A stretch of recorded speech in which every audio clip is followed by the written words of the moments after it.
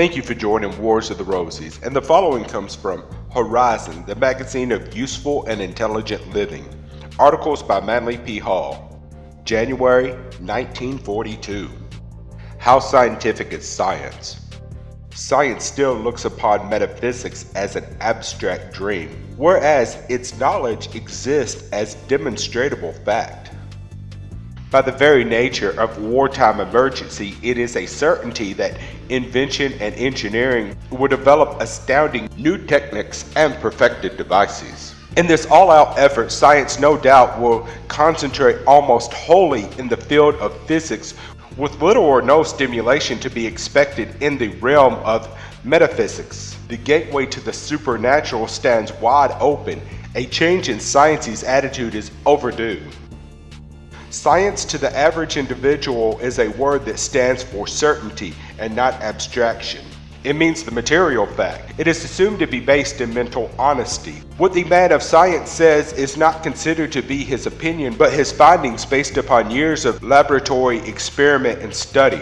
It is supposed that every human fallacy has been eliminated, and that rightly the tone may be oracular when the scientist offers an ultimatum. The bold truth is that science frequently issues pronouncements in tone of ultimate finality about things with which the scientist has not only not experimented, but does not know the slightest thing about. The soul has no existence, said a certain scientist. He knows nothing about it. But inquire as to the authority behind his statement, and you will be met with a stern rebuke.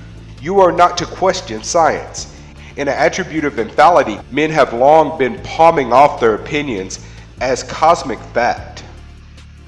The scientific world cannot have laymen regarding any scientist as ignorant. The public would lose faith. There must be theories, and someone has to believe them. When science remains in the realms of chemistry, physics, and biology, it has one foot on the ground. It is a different story when its theories extend into a different province. Science is obligated to tell the world what has been done, not to tell the world what cannot be done. That is the one thing science knows nothing about. Most scientists insist that the universe consists of physical matter, physical elements, physical law. To these laws there is no variation or exception, and you are not to believe anything, even though you see it, unless science has established for it a basis of formulated opinion. It is an attitude which these words of one scientist justify. If you are not in the presence of something that is not known, do not accept it. It is too dangerous. In other words, man is not to consider as sources of possible knowledge any facts of the universe which are greater than the scientific concept. Science spends much of its time hushing up that which it cannot explain, even against the evidence of the five senses of thoroughly reasonable persons, supported by documentary attestation. This attitude was not suited to a man named Charles Fort. Some years ago, he culminated a period of investigation with a magnificent expo of the fallacies of human knowledge. The books he wrote cost him his job. He was asked to resign his connection with an important museum. Dr. Fort's works are not spectacular. They are scientifically annotated and completely irrefutable. He did not attack the great findings of science, but the subject of his writing is, science is already in possession of knowledge of the metaphysical world, but will not admit it. In presentation of each fact he states where it comes from, submits proof of scientific knowledge, annotated by scientific reports and naming the scientific organizations which examined it. No one quoted came forward to deny or contradict him, but his resignation was asked for, his professional connection severed. This attitude is not scientific. Laymen resented it, and a group of brilliant and popular writers of the day gathered together to head up an organization which they have named the Fortean Society, formed to carry on investigations of the metaphysical facts that science has ignored. Dr. Fort's books record many things of vast importance in report of his investigations and confirming of the opinions of others.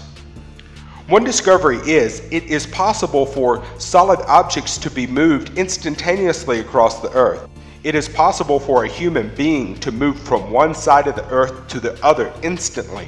He discovered it is possible for one solid to pass through another. These things are so contrary and opposed to our knowledge that we are staggered by them. But they are facts, and there is scientific proof of them. They are facts too big for the body of science, which, rather than admit to them, ignores them. If the average scientist should be asked why these things have not been revealed, his answer would be that they would so confuse the public mind that no one would thereafter know what to believe. Dr. Ford's work included levitation and the movement of a solid substance through space. It is known, but there is no explanation for it. So acceptance thinks science would be dangerous to established knowledge. And so, as science goes about proving the distortion of cosmic rays, interesting but not practical. The major motion of the problem is ignored, which is the metaphysical theory of being. That universal truth is based upon the reality of the superphysical. Far more vital than knowing the number of electrons in an atom is knowledge of whether this physical sphere is surrounded by a superphysical sphere. Whether man as a physical entity is sustained by a superphysical entity. But this is metaphysics, and science feels that it must ignore such fields of investigation. This has been going on for a long time. There was a boy in Los Angeles who was capable of levitating objects without touching them. He could cause them to rise off the floor and stay in suspension. This ability became well known. He was photographed doing it. There could be no doubt of the fact that here was levitation. Science in the presence of the fact could not explain it, so there must be strings somewhere, it concluded, and went about other business. They couldn't see the strings.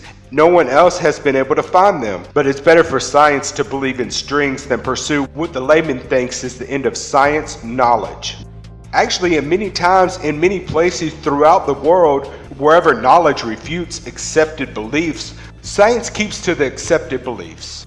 Dr. Ford, in one of his books, details the examination of oil which materialized in the air about 1 inch below the roof of a house in England. Hogs' heads of the oil have been taken out. Hordes of scientists have examined every part of the house. There are no pipes or tubes. Photographs show that the ceilings are not even stained by oil. By all methods of scientific proof, there is no fraud. Dense oil manifests out of thin air, and that's that. So as far as science is concerned, an oil source is the most vital need of any nation engaged in modern warfare. But in the face of this materialization of dense matter out of thin air, science demands that we continue to believe that crude oil comes only from deep down in the earth, where we have always believed it came from. Wherever any metaphysical factors are at work, we find a desperate effort to refute them. As much as we can admire science's contributions to our well-being, the scientist stands against his own principles when he conceals facts and stubbornly holds out against a fact as not being a fact because it is a metaphysical fact. Metaphysics is no longer an abstract dream. It is time for it to be included in the exact sciences. Metaphysical knowledge is demonstrable fact, and as Lord Bacon said, the purpose of science is to find out all that is knowable. Condensation from a public lecture. Suggested reading, The Mystery of Electricity. Thank you for watching. Please don't forget to share, like, subscribe, and comment. If you can, please consider giving a little to Patreon. Great sayings of Confucius. To learn and then to practice opportunely what one has learned. Does not this bring with it a sense of satisfaction? Lavish living renders men disorderly. Miserliness makes them hard. Better, however, the hard than the disorderly. The virtue of the noble-minded man is as the wind, and that of inferior men as grass. The grass must bend when the wind blows upon it. Be versed in ancient lore and familiarize yourself with the modern. Then may you become teachers. The man of superior mind is placidly composed. The small-minded man is in a constant state of perturbation.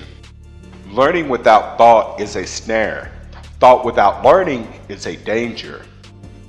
Where there is habitually going after gain, there is much ill will. He who has sinned against heaven has no other to whom prayer may be addressed. When you meet with men of worth, think how you may attain to their level. When you see others of an opposite character, look within and examine yourself. Where plain naturalness is more in evident than polish, we have the men from the country. Where polish is more in evident than naturalness, we have the town scribe. It is when naturalness and polish are equally evident that we have the ideal man. Reverent regard is due to the youth. How know we what difference there may be in the future from what they are now? Yet when they have reached the age of 40 or 50 and are still unknown in the world, then indeed they are no more worthy of such regard.